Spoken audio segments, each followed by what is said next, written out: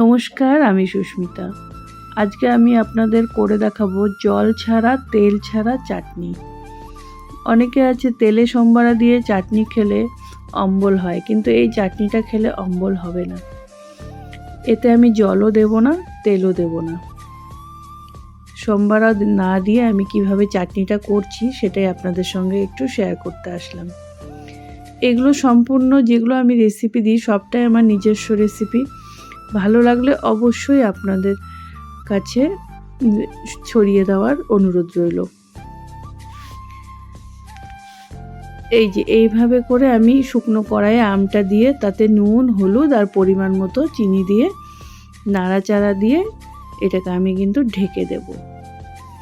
এতে আর কিছুই দেব না। আমার আমটা যেহেতু একটু বেশি টক ছিল তো আমি চিনির পরিমাণটা বেশি দিয়েছি। আপনাদের যেরকম সেই পরিমাণ হিসাবে দেবেন।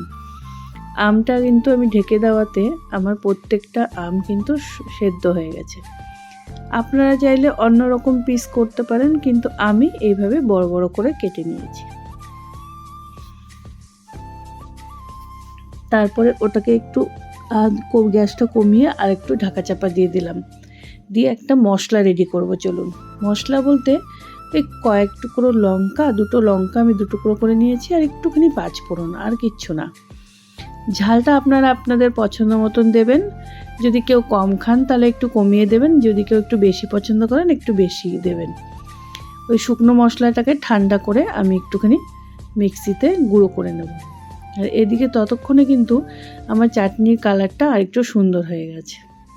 ওই গুঁড়োটা আমি অল্প কিছু গুঁড়ো করব, সম্পূর্ণ মিহি করব না, করে এই চাটনিতে আমি দিয়ে দেব। ব্যাস হয়ে গেল আমার চাটনি। এতে না আমি জল দিলাম না তেল দিলাম। আপনারা অবশ্যই বাড়িতে বানিয়ে দেখবেন, অসাধারণ খেতে হয়।